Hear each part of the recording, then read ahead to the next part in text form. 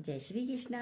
आज है भगवद गीता के अध्याय 12 का 11वां श्लोक। यदि मेरी प्राप्ति रूप योग के आश्रित होकर उपयुक्त साधन को करने में भी तू असमर्थ है, तो मन बुद्धि आदि पर विजय प्राप्त करने वाला होकर सब कर्मों के फल का त्याग कर।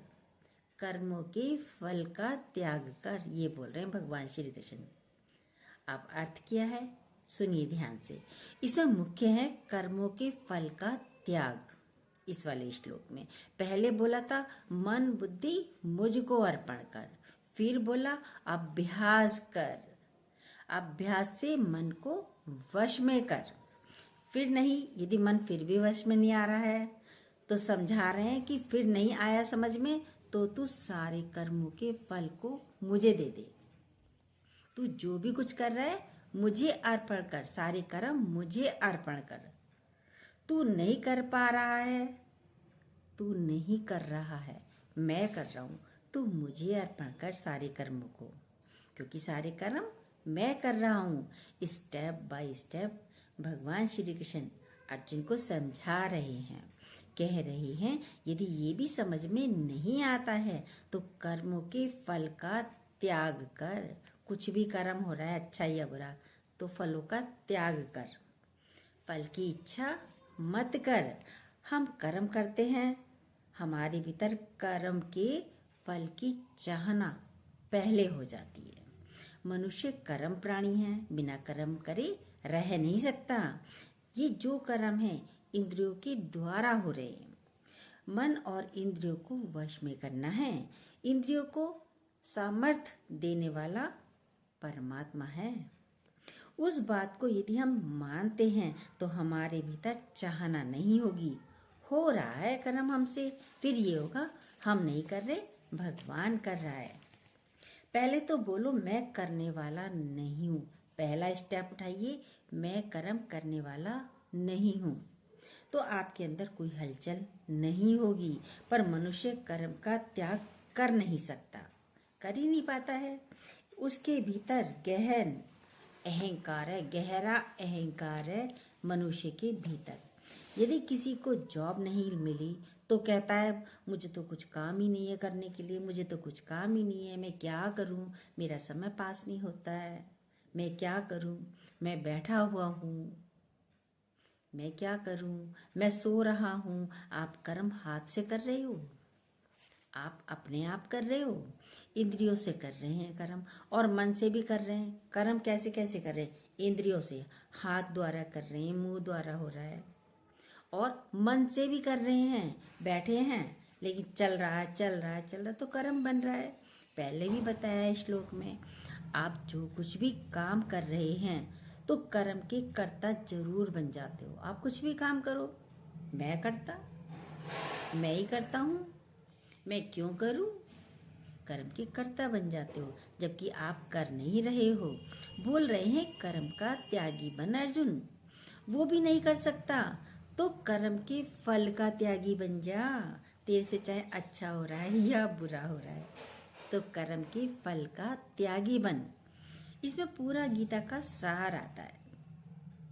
कर्म कर, फल की इच्छा मत कर। पर मनुष्य का स्वभाव कर्म का फल जरूर जानने का होता है। क्या फल है, क्या फल होगा इस कर्म का।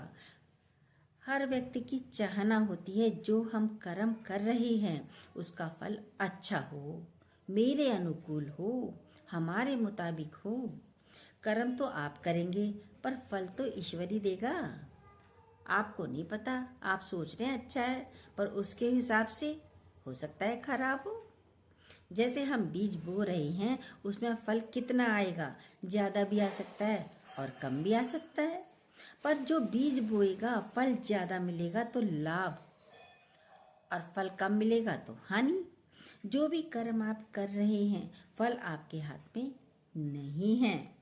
जरूरी नहीं है जो आप इच्छा कर रहे हैं उल्टी भी हो सकती है।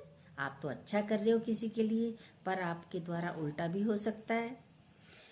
आप किसी का बुरा चाह रहे हो, भाई जहर दे दूँ इसे, इसका बुरा चाह रहे हो, लेकिन वो जहर उसके लिए दवा का काम हो सकता है। क्योंकि भगवान को उसको जिंदा रखना है। उसके लिए वो अमृत हो सकता है, दवा हो सकती है। एक सत्संगी थी, उसके हस्बैंड बीमार थे, हॉस्पिटलाइज्ड थे, अब बहुत परेशान थी। गुरुजी के पास आती थी, कहती थी बीमार हैं, हॉस्पिटल में हैं, बड़ी परेशान हूँ। बहुत परेशान रहती थी, वहीं रहती थी हॉस्पिटल में। रात को नर्स उसको दवा दे गई, ये दवा आप अपने हस्बैंड को पिला दीजिएगा। और दवा के पास में छोटी शीशी में फिनाइल भी रखा था। अब वो परेशानी के चक्कर में, टेंशन के चक्कर में दवा तो पिलाई नहीं, फिनाइल पिला दी अपने हस्बैंड को। अब उसको तो उल्टियाँ होने लगी एकदम।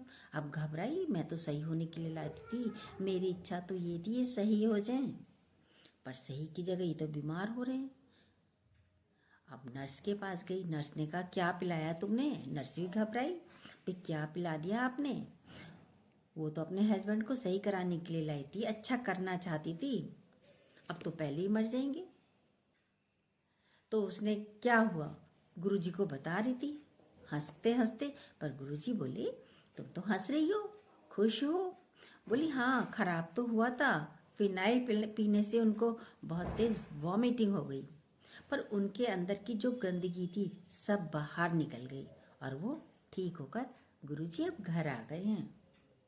वो तो गलत काम किया था, पर ठीक हो गए। ऐसे भगवान को जिसको सही करना है उसको सही भी कर देता है। भगवान को फल अच्छा देना है तो भले गलत कर्म हुआ पर अच्छा फल मिल गया। हमें सिर्फ फल का त्याग करना है। कृष्ण हमें समझाते हैं, छोड़ दो परमात्मा पर, जो तेरी मर्जी। कर्म करने वाला भी तू, फल देने वाला भी, फल लेने वाला भी तू ही। हमें कुछ नहीं चाहिए, ऐसे रहो। अंदर में कहते हैं मर ना जाए, मर ना जाए, सारा समय भय लगा रहता है व्यक्तियों को। भाई हॉस्पिटल में जाते हैं यही सोचते हैं ना ये ठीक होने के लिए लाए हम तो, पर भय अंदर क्या होता है, मर ना जाए, हॉस्पिटल में तो लाई हूँ मैं, कहीं मर ना जाए। तो सोचिए आपके संकल्प भी कितने खराब हैं। निर्भय हो, भजो भगवाना, निर्भय होकर भगवान को भजो। मनुष्य भयभीत जीवन जीता है।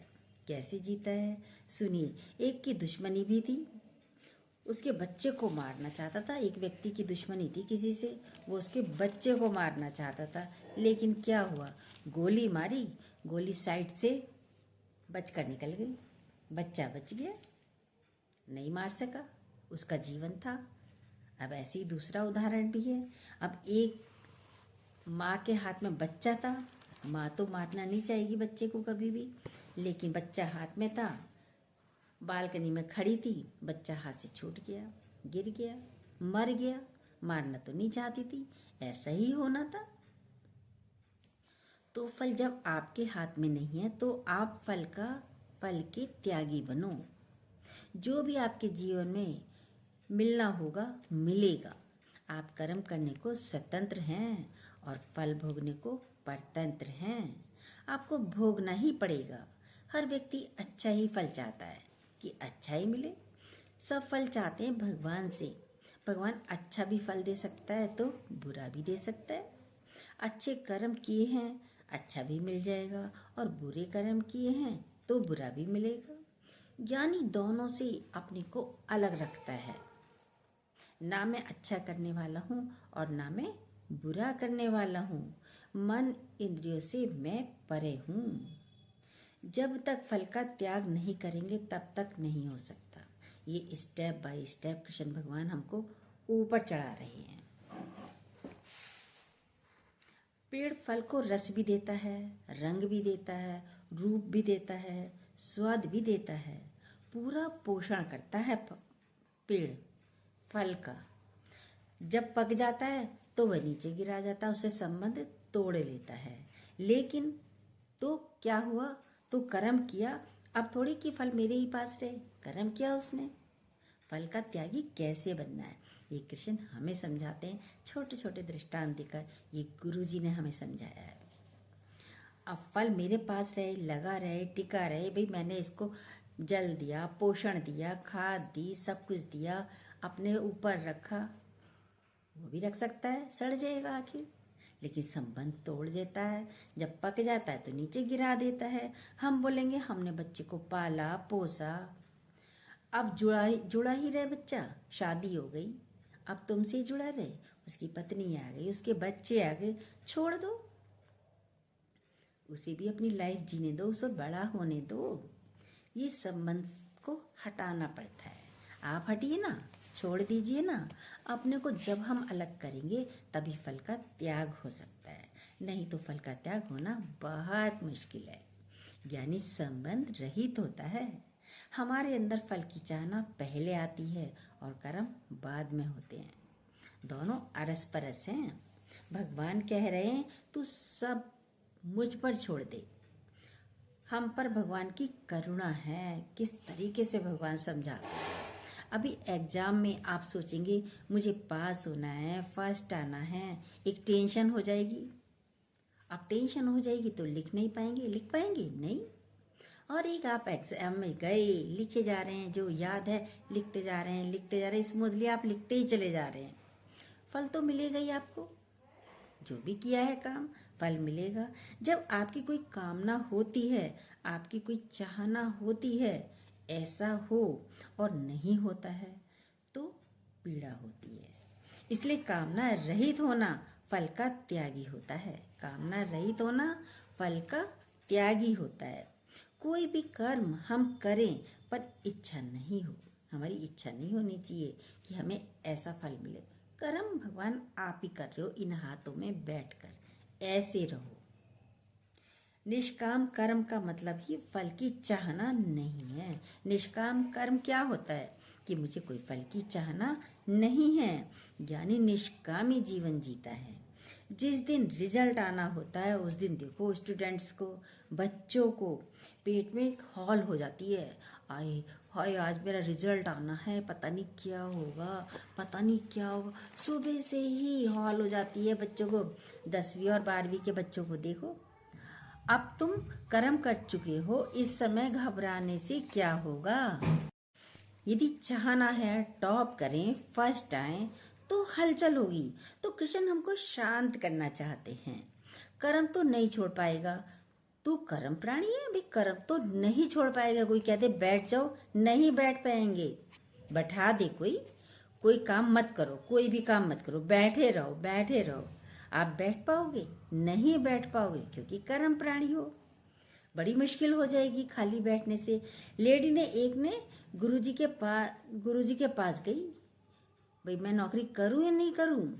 गुरुजी ने कहा मत करो नौकरी, जब तुम पे इतनी प्रॉपर्टी है, इतना पैसा है, क्या करोगे, सत्संग सुनो आकर हमारे पास, सत्संग ही सुनो।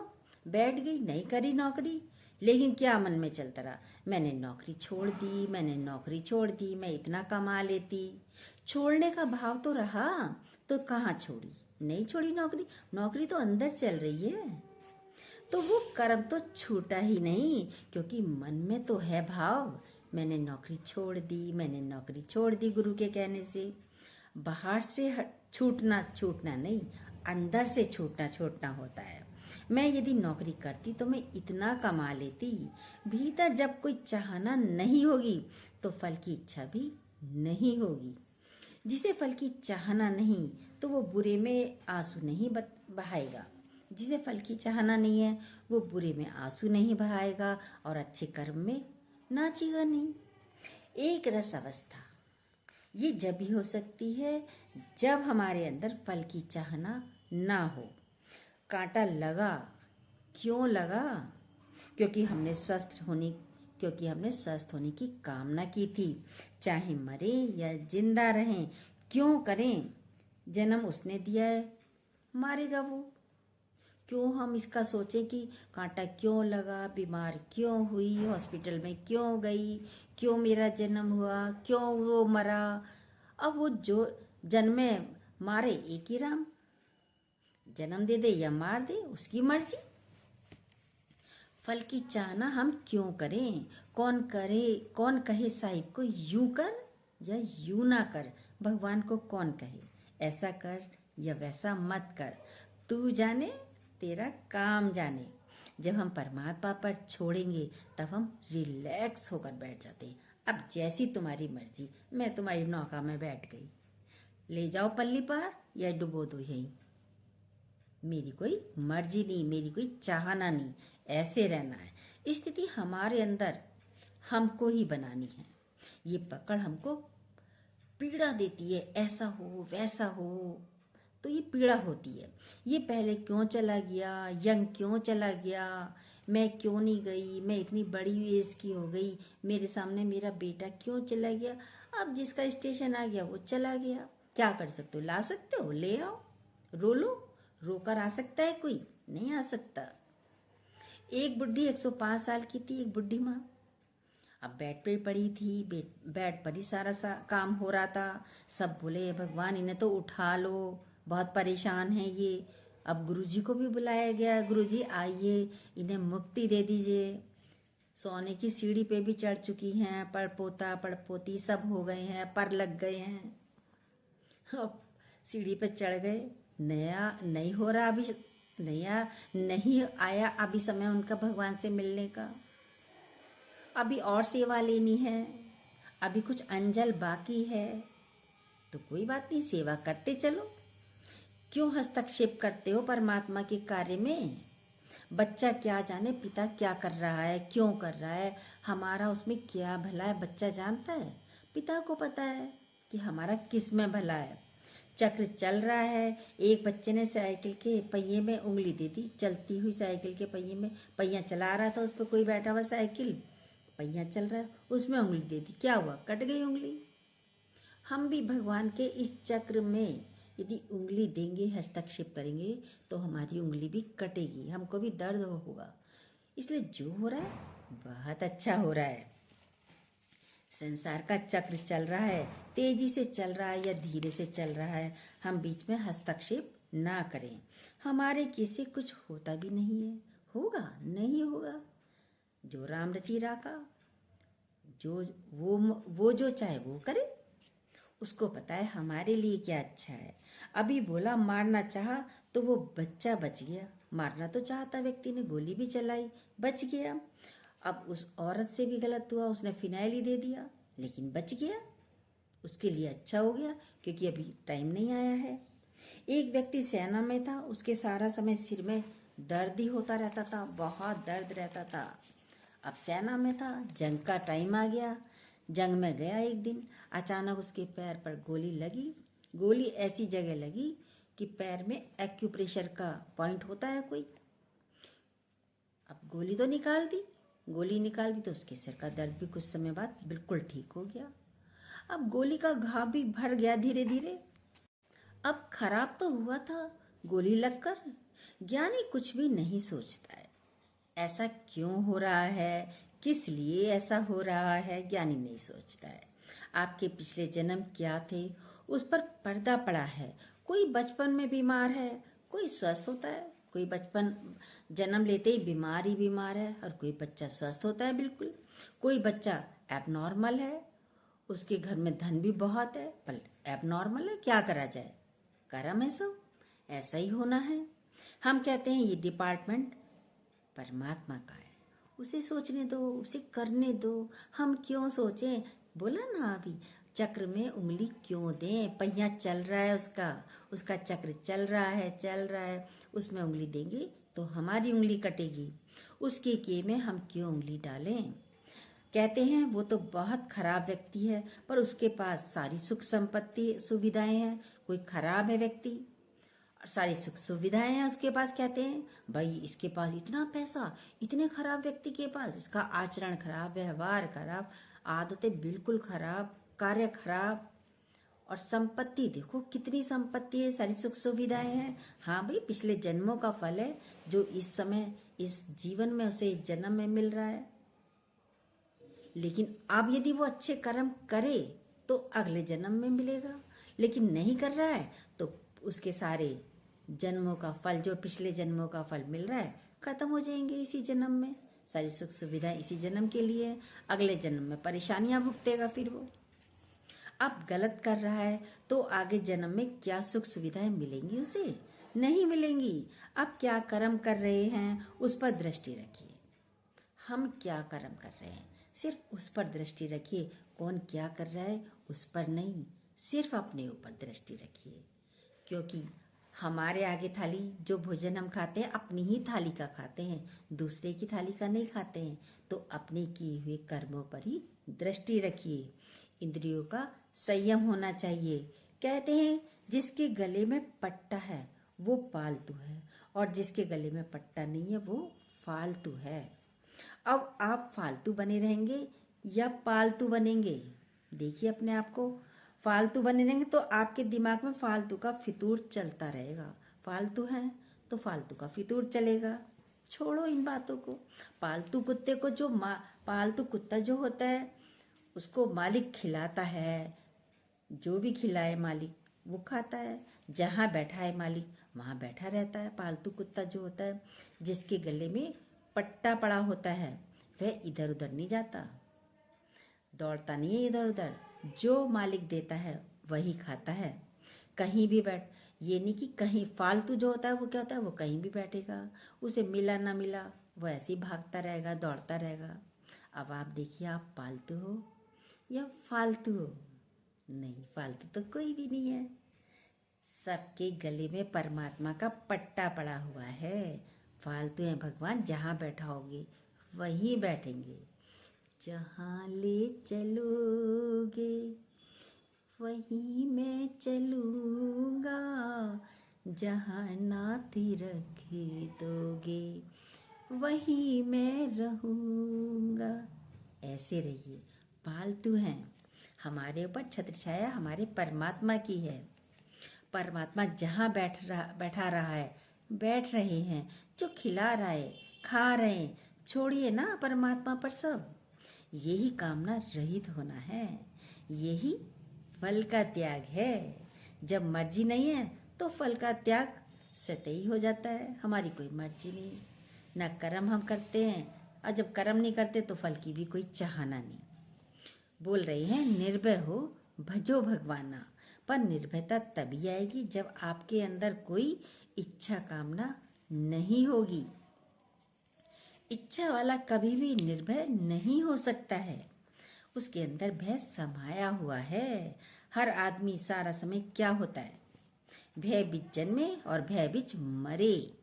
गुरु नानक बोल के गए ये लाइन को, भय बीच जन्मे भय बीच मरे।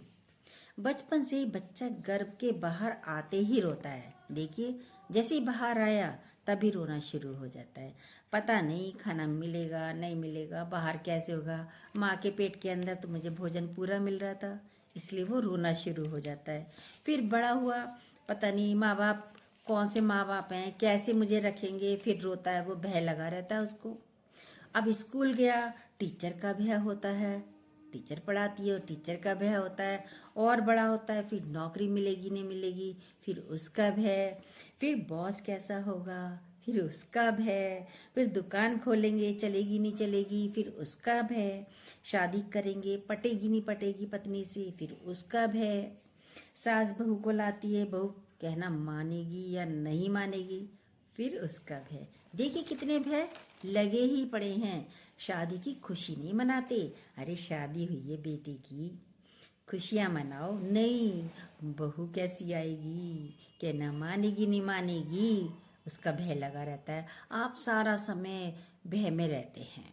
हॉस्पिटल में भी जा रहे हैं, ठीक होंगे या नहीं होंगे, मर तो नहीं जाएंगे। देखिए, सारा समय मनुष्य भय में जीता है। फिर आप भगवान को कब भजोगे? भय भय भय में रह रहे हो, भगवान को कब भजोगे? भय होता है तो भगवान ठीक कर देना। अब भय लग रहा है तो भगवान की याद थोड़ी सी आ रही है, भगवान इन्हें ठीक कर देना। भगवान को तभी भज सकते हैं जब आपके भीतर इच्छा कामना नहीं होगी। भगवान को भी आप तभी भज सकते हैं जब इच्छा कामना आपके अंदर नहीं होगी। इसलिए लाइन बनी है, निर्भय हो भजो भगवाना। निर्भय हो के रहो, क्या करना है? शरीर आज है, कल को तो जाना ही जाना है, फिर क्या बात है? अब वो कल जाए, परसों जाए, साल में जाए, 10 साल में जाए, 20 साल में जाए या महीने में जाए, कभी जे अभी चला जाए। निर्भय हो भजो भगवाना। जो इच्छा कामना वाला है वो निर्भय नहीं हो सकता। और जो निर्भय नहीं है वो भगवान को भज नहीं सकता। देखिए अपना आप को, आप निर्भय हैं या अभी भय लगा हुआ है। देखिए, और हमारे भय लगने से होगा भी तो कुछ नहीं, बस पीड़ा, चिंता, बीमारियों को पाल लेंगे। इसलिए निर्भय हो, भजो भगवाना। जय श्री कृष्णा। जो न्यू हो प्लीज़ सब्सक्राइब कीजिएगा, बेल को दोबारा प्रेस जरूर कीजिएगा और अपने लाइक कमेंट भी जरूर दीजिएगा।